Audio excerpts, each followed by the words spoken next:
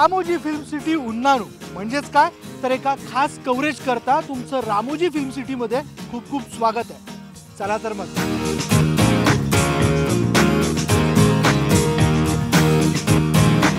इकडचे ना मराठी सेटअप अद्भुता ఉంది बरोबर ना. हा चला अद्भुता ఉంది बरोबर चला अद्भुता ఉంది मी शिकतोय येत आहे मराठी सेटवर जाता आता मी थोडी थोडी तेलुगू शिकतोय. चला चला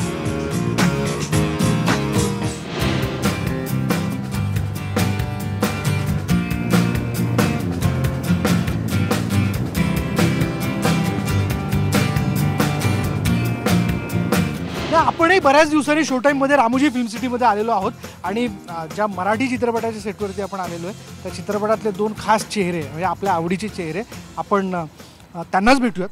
फार म्हणजे मला असं वाटतं वेगळी ओळख करून देण्याची गरज नाही. किशोर कदम आपल्याबरोबर आहेत आणि अविनाश नारकर आपल्याबरोबर आहेत. म्हणजे मी पहिल्यांदा आलो आहे. मला आत्ता असं कळालं आहे की किशोर दादा पण पहिल्यांदाच फिल्म सिटीमध्ये शूट करतो. मी पहिल्यांदा आलो आहे. मी आयुष्यात पहिल्यांदा हैदराबादच्या भूमीवर पाय ठेवलेला आहे आणि रामोजी रामोजी इनाडू ETV वगैरे मी वर्षानुवर्ष ऐकत या वयापर्यंत पोचलेलो आहे. तर त्या भूमीमध्ये मी प्रत्यक्ष पाय पहिल्यांदा ठेवलेला आहे. वर्षानुवर्ष हैदराबादी बिर्याणी खाऊन ती एक जिभेची चव डेव्हलप झालेली आहे आणि त्या हैदराबादमध्ये प्रत्यक्ष मी आयुष्यात पहिल्यांदा आलेलो आहे. म्हणजे यापूर्वी कधीच सिरियलच्या निमित्ताने वगैरे असं नाही. मी म्हणजे ETV इथे सुरू झालं सगळं. मी सिरियल तशा फारशा केलेल्या नाहीत आणि ETVची कुठलीच सिरियल तशी केलेली नाही. त्याच्यामुळे माझे बरेच मित्र वर्षानुवर्ष इथे राहून त्यांचं करिअर घडलेलं आहे. म्हणजे जे करिअर बिघडलं असं म्हणायचं नाही, बिघडलं नाही पण इथे वर्षानुवर्ष राहिले. ते सिरियल केल्या काही काही इकडे म्हणजे ETVचे प्रमुख मराठी वगैरे सगळे खूप जितकेही प्रमुख झाले त्या सगळे जवळचे मित्र होते माझे. तर आज त्या बिल्डिंगच्या जवळ त्या परिसरामध्ये मी इथे आल्यानंतर पण मला असं वाटतंय की हे सगळं सुबक आहे. एकदम सगळं बांधलेलं व्यवस्थित आहे, सुंदर आहे, स्वच्छ आहे, पण माणसं नाही आहेत. आणि मी हेर्झॉगची एक डॉक्युमेंटरी पाहिली होती. त्याच्यामध्ये लोकांना असं सांगण्यात येतं की ज्वालामुखी लगेच फुटणार आहे आणि अख्खं गाव रिकामं करावं लागेल आणि सगळं गाव रिकामं झालेलं आहे आणि हेर्झॉग कॅमेरा घेऊन असा आणि त्याच्या एका असिस्टंट बरोबर तिकडे गेलेला आहे आणि ज्वालामुखी कधी फुटू शकतो. आणि ती डॉक्युमेंटरी मला आठवली की माणसंच दिसत नाहीत. म्हणजे माणसं उठून गेलेलं शहर जे आहे तसं मला वाटतंय आता. माणसं उठून गेलेले शहर. चालायला बाहेर पडलो त्यावेळेला तू म्हणालास समोरचा रिकामा रस्ता बघून अरे काय रस्ता अप्रतिम आहे. पण चला हे माणसं उठून गेलेलं शहर आहे आणि अप्रतिम बांधलेलं आहे. म्हणजे किती पैसा लागला असेल आपल्याला मिळता मिळता मारामारीच्या आयला आणि एवढं सगळं इतकं बांधायचं आणि त्याच्यात लोक त्यांना पगार द्यायचे. त्यांच्या एवढ्या सगळ्या टिफिनच बाहेरचं काहीच मिळत नाही. इकडे साऊथ इंडियनच खावं लागतं. त्याच्यामुळे चाललंय बरं चाललंय. पण ही खंत आहे की काय नेमकं मला कळत नाही. पहिल्या 2 दिवसात खूप उत्साह आनंद आणि खूप छान असतं कारण आपण तिकडे मुंबईमध्ये असल्यानंतर आपण अरे चलो साऊथ इंडियन खाते. मग आपण त्या संकल्पमध्ये जातो. मी वेगवेगळ्या प्रकारचे डोसे, वेगवेगळ्या प्रकारच्या इडल्या, वेगवेगळ्या चटण्या.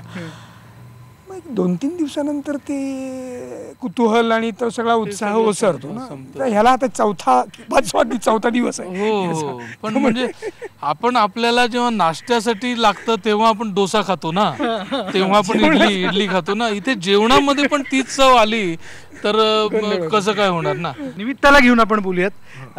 एक फार मोठी कंपनी काय मी त्याचं नाव दक्षिण आरेसार आणि त्याची आत्तापर्यंत त्यांनी तेलुगू चित्रपटांची निर्मिती केली पण हा त्यांचा पहिलाच मराठी चित्रपट आहे आणि त्यात तुम्ही काम करताय. कशी नेमकी भूमिका? चित्रपटाची कन्सेप्ट खूप छान आहे. बेसिकली आत्ता सध्या जी लाट म्हणण्यापेक्षा ज्या पद्धतीचे चित्रपट आपण बघतो आहोत थोड्याशा सोशल सामाजिक जाणीवा त्याच्यात यायला लागलेल्या आहेत ज्या चित्रपटापासून खूप लांब होत्या आतापर्यंत. नुसतंच कमर्शियल अँगलने पाहिलं जात होतं. तर आता टेक्निक आणि या सगळ्या बाकीच्या गोष्टींबरोबर त्या जाणीवा देखील त्या चित्रपटांमधनं येऊ घातल्या आहेत. सो त्यातलाच हा एक चित्रपट आहे की ज्याच्यात एका समस्येवरती, सामाजिक समस्येवरती खूप छान पद्धतीने स्क्रिप्ट आणि ह्या सगळ्या वर्कआउट करून, कॅरेक्टरायझेशन करून एक छान कथा बांधून, एक कथासूत्र बांधून त्याची मांडणी केलेली आहे. आणि नुसतीच समस्या म्हणून समस्या मांडलेली नाही आहे, तर त्या समस्येचं एक खूप छान सोपं, सहज, सोपं, साधं असं एक सोल्युशन देण्याचा प्रयत्न त्यांनी केलेला आहे. सो म्हणून हा चित्रपट करावासा वाटला. ज्यावेळेला तो ऐकवला त्यावेळेला यातल्या कॅरेक्टरविषयी मी नंतर बोलतो. किशोरने त्याचं सांगितलं की मग त्याच्या अगेन्स्ट मी माझं कॅरेक्टर सांगू शकेन छान पद्धतीने. सो बेस आहे तो ह्याच्या कॅरेक्टर, इथून ह्याच्यापासून ती कथा सुरू होते बेसिकली. दोघे पहिल्यांदाच काम करताय तुम्ही आणि आम्ही वर्षानुवर्ष एकमेकांना ओळखतो. आम्ही अगदी कॉलेजपासून एकपात्री अभिनय, वैयक्तिक अभिनय स्पर्धा, एकपात्री अभिनय स्पर्धा आम्ही तेव्हा लोकांसमोर करायचो. 1000 लोक असायची. आता आम्ही लग्न बिग्न झालं घरी करतो. वैयक्तिक अभिनय स्पर्धा, वैयक्तिक अभिनय स्पर्धा चालू असतात आमच्या. तर तेव्हापासून आम्ही एकमेकांना ओळखतो आणि आम्ही एकत्र नाटकात नाही कधीच काम करू शकलो. फिल्ममध्ये सुद्धा तसं मेजर काम हे पहिलंच आहे आमचं आणि त्याच्यामुळे मजा येते. आम्ही दोघं म्हणजे को ॲक्टर्स एकमेकांना खूप चांगले ओळखणारे असले की काम करायला मजा येते, रोल समजून घ्यायला मजा येते, कारण तो समोरचा माणूस म्हणून माहिती असतो. तर ती प्रोसेस होते इथे. भूमिका काय म्हणजे आता शूट तर सुरू झालंय, पण एक तरी एक सगळ्यांच्या मनात उत्सुकता आहे. उत्सुकता म्हणजे आता माझ्या कातडीचा जो रंग आहे तोच कातडीचा रंग, हीच भूमिका आहे. एका 2 मुलींचा बाप आहे, 3 मुलींचा बाप आहे आणि समस्या म्हणजे मुलगी जन्माला आल्यानंतर कसं कोप अप करायचं जगाशी, आणि ही जी फार जुनी समस्या आहे तिला एक चांगलं मॉडर्न असं वळण देऊन सोल्युशन काढण्याचा प्रयत्न या स्क्रिप्टमध्ये आहे आणि तो बऱ्यापैकी लिखाणामध्ये सक्सेसफुल झालेला आहे असं मला वाटतं. बाकी जर रिव्हील केलं तर गंमत जाईल फिल्म बघण्याची. दक्षिणेतले निर्माते मराठी चित्रपटाकरता पुढे येत आहे आणि चित्रपटाची निर्मिती करण्याची त्यांची इच्छा आहे मराठीच्या बाबतीत. पण हा सिलसिला कायम राहणं याने आपण बघतोय की बदल होतोय असं आपण म्हणतो, पण तरी किती या प्रोसेसचा फायदा होऊ शकतो? म्हणजे आधी आपण असं म्हणायचो की साऊथ इंडियन फिल्म्समध्ये काम खूप चांगलं होतं आहे, मराठीमध्ये वेगळे विषय हाताळले जात नाहीत, आणि आता एक्झॅक्टली उलटं झालं आहे. मराठीमध्ये खूप वेगवेगळे विषय हाताळले जात आहेत आणि साऊथ इंडियन लोक प्रोड्युसर म्हणून पुढे येतात आहेत, मराठीमध्ये पैसे घालतात आहेत. परिस्थिती अतिशय उलटी झालेली आहे आणि साऊथ इंडियन भूमीवर येऊन आपण मराठी चित्रपट करतो आहोत, हे सुद्धा एकदम उलटं झालेलं आहे. मला वाटतं की मराठी फिल्मच्या दृष्टीने ही खूप पॉझिटिव्ह गोष्ट आहे.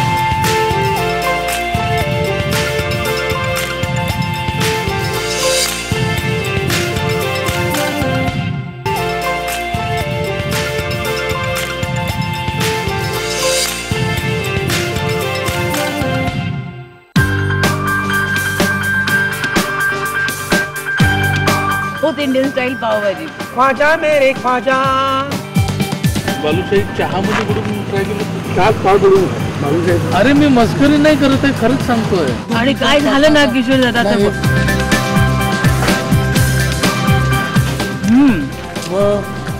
खरंच छान लागते.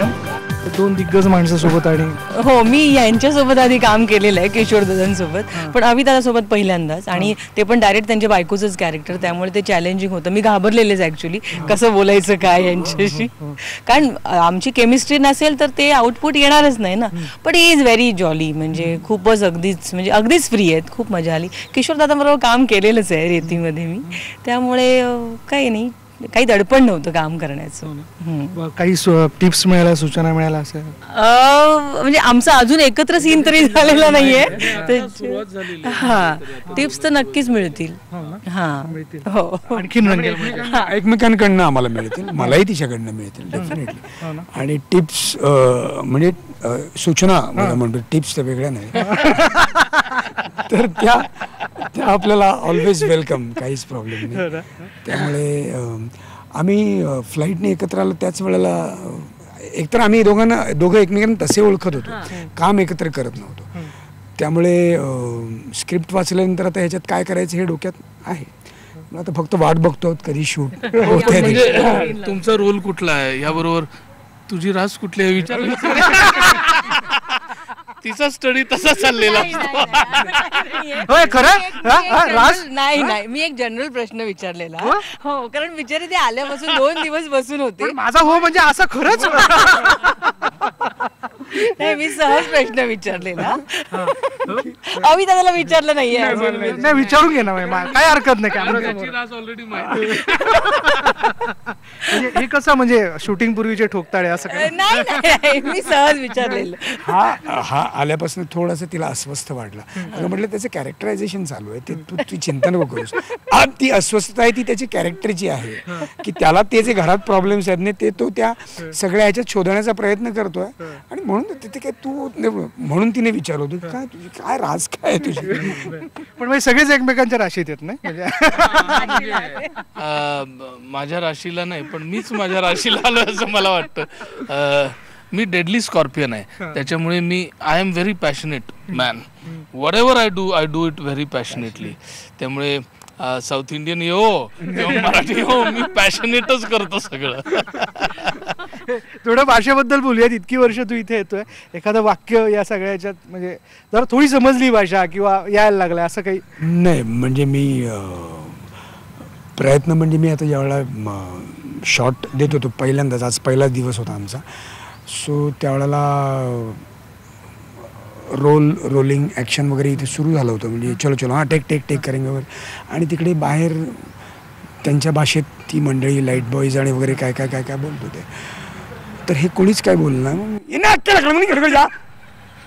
एवढंच केलं मी. पण त्यांना कळलं ते सायलेन्स झाले. म्हणून मला वाटत नाही की भाषेची गरज नाही असं मला वाटतं. भूमी कुठलीही असो, आपला स्वभाव किंवा भाव आपला कळला की ते गप्प होतात. त्यामुळे मला नाही वाटत ही फार कठीण भाषा आहे. ही समजायला आणि समजवायला फार सोपी भाषा आहे असं मला वाटतं. काय घरी याच भाषेत बोलतो. राग आला की समोरच्याला राग आला की आपण या भाषेत बोलायचं. काय या क्षणाला जाता जाता मुंबईतलं काय मिस करताय? मुंबईतलं माझ्या बायकोच्या हातचा स्वयंपाक मिस करतोय, कारण माझी बायको खूप सुगरण आहे आणि अप्रतिम माइंड ब्लोईंग जेवण करते ती. माझ्या आईच्या हाताला जी चव होती तीच माझ्या बायकोच्या किंबहुना आईपेक्षा थोडीशी जास्त चव आहे असं म्हणावं लागतं.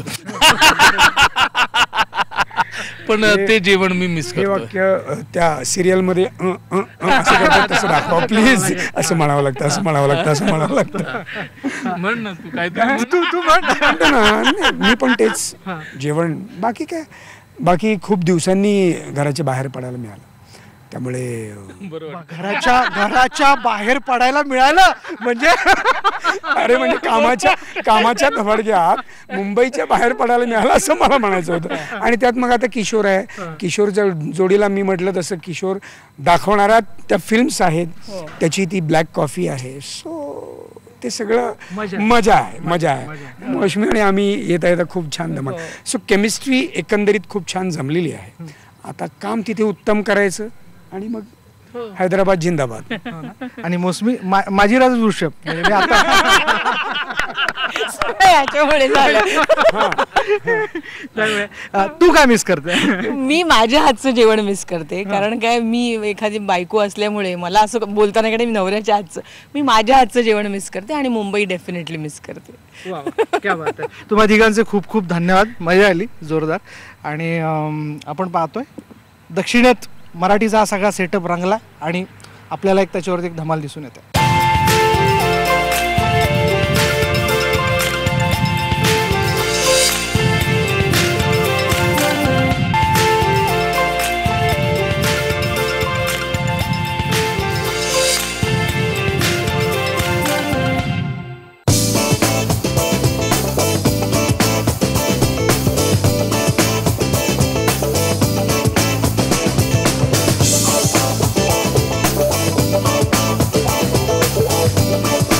इथे शूट रंगतंय छानपैकी मराठी फिल्मचं.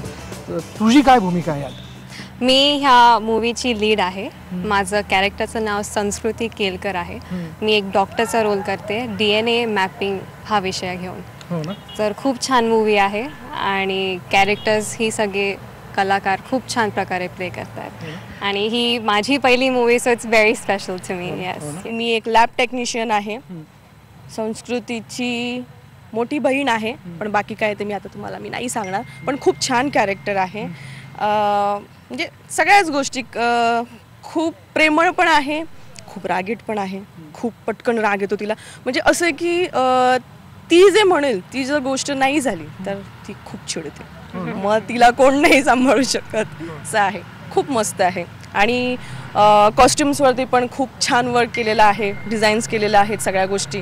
आणि आम्ही जेव्हा आमचे सीन आम्ही जेव्हा स्क्रिप्ट रीड करतो, काही तिथे इमोशन सीन आहे ते आम्ही रीड करतानाच आम्हाला रडू येतं. म्हणजे ते एवढी टचिंग आहे ना, म्हणजे ॲक्ट विथ ॲक्ट करणं वेगळंच, पण रीडिंग करतानाच खूप हे होतं. त्याच्यामुळे खूप हार्ट टचिंग आहे स्क्रिप्ट. दक्षिण भारतलोनी सिनेमा निर्मातलू मराठी सिनेमा चित्रपरिश्रमा लोनी की प्रवेशीस तुन्नार. म्हणजेच काय मंडळी की दक्षिण भारतातले निर्माते मराठी चित्रपटाची निर्मिती करण्यासाठी म्हणून पुढे येतात, ही अत्यंत सकारात्मक गोष्ट आहे. बघूयात येणाऱ्या काळात चित्र आणखीन बदललेलं असेल. बरं, आज शो टाईममध्ये इथेच थांबूयात. माइंड इट पहा फक्त IBN लोकमत.